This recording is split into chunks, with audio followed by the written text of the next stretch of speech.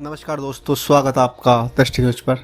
दोस्तों जो RCDF और DUSS का एग्ज़ाम हुआ था, जिसको हम कंटिन्यूसली कवर कर रहे हैं, तो उसी के संदर्भ में आपको कुछ इन्फॉर्मेशन देने के लिए वीडियो बनाया जा रहा है। तो आशा करते हैं कि आपको पसंद आएगा।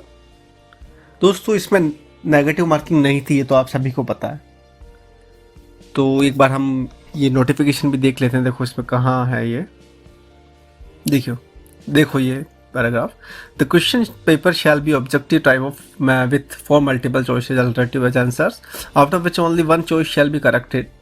And for the post of general manager, 1 marks will be awarded for every correct answer, and test duration shall be 90 minutes. For all the other posts, 2 marks will be awarded for every correct answer, and the test duration shall be 60 minutes. There shall be no negative marking. तो यहाँ negative marking नहीं थी। तो अगर negative marking नहीं होती है दोस्तों, तो जो आपके जितने भी नंबर आएंगे वो इवन में आएंगे, मतलब सम संख्या में आएंगे। जैसे कि 100 नंबर का पेपर है और आपके 5 क्वेश्चन गलत हुए हैं, तो सीधे आपको 90 नंबर मिल जाएंगे। अगर 100 नंबर का पेपर है, आपके 10 क्वेश्चन गलत हुए हैं, तो सीधे 80, तो 80, 82, 84, 86, 88, 90, इस तरीके से मेरिट बनेगी।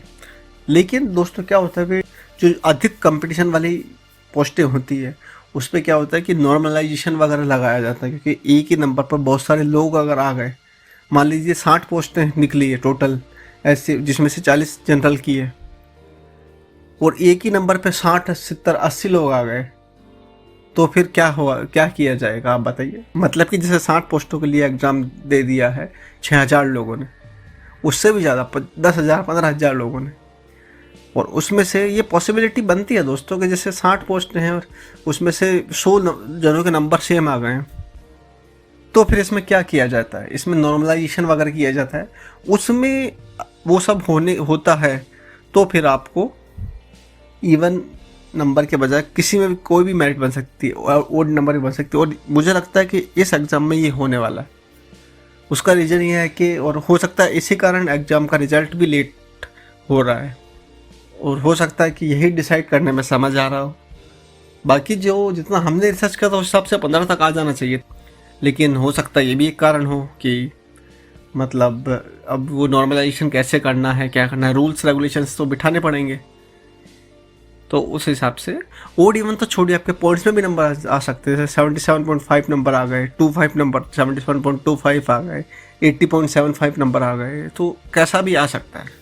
इसके अलावा कुछ चीज़ें और आपको से साझा करनी थी। देखिए दोस्तों, हमने पहले भी आपको बताया था कि RCDF और DUSS अलग संस्थाएं हैं, और इसमें ये देखो जो नोटिफिकेशन उसमें ये लिखा हुआ भी है कि RCDF एंड वेरियस दुग्ध उत्पादक सहकारी संघ limited are all independent cooperative bodies and the appointment letter to the finally selected candidates will be issued by the respective RCDF and various DUSS for which the candidate has been selected.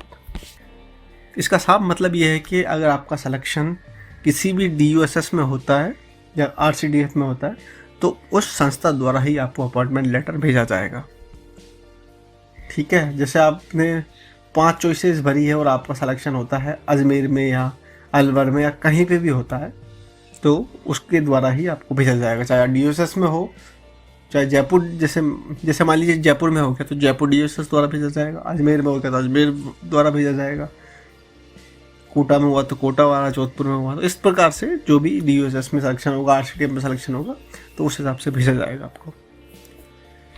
एक चीज़ इसमें और ये थी कि ये वाला point, सी point थी कि each candidate applying for a particular post will be required to given preference for the institution of his her choice while filling the application form, जो कि आपने भरा ही होगा अपनी चॉइस के हिसाब से, अपने मार्क कर दिया होगा पहले किस पे सिलेक्शन होना चाहिए, फिर किस में होना चाहिए। These preferences once given shall be final और irrevisable. A candidate can give preferences for more than one institution. इसका मीनिंग ये है कि जैसे राजस्थान में जो भी वैकेंसीज वगैरह निकलती थी दोस्तों, और जैसे STC जो वो होता है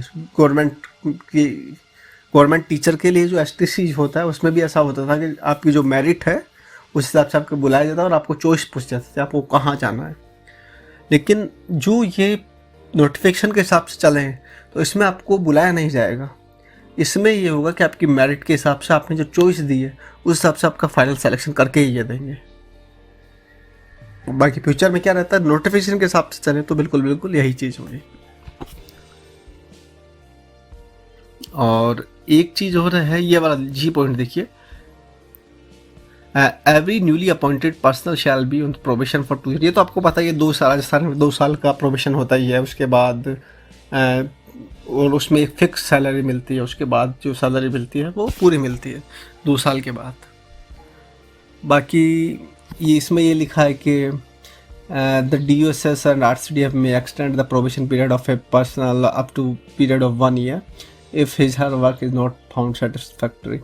तो हालांकि ये तो लीगल लैंग्वेज है, ये लिखा जाता है हर उसमें, लेकिन हमारा जो एक्सपीरियंस रहा है, हमने मतलब जितना रिसर्च किया उस हिसाब से हमें लगता है कि मतलब आप मान के चलिए कि बहुत कम लोग हैं, बहुत कम मतलब उंगलियों पे एक तो लोग भी नहीं होंगे। अभी जितना हमने रिसर्च किया उसमें तो हमें 100% मिला है किसी का प्रोबेशन से जो रेगुलर अपॉइंटमेंट है वो रोका नहीं जाता है। आप 2 साल मान के लिए 2 साल तक आपको फिक्स मिलेगा, उसके बाद आप परमानेंट हो जाएंगे।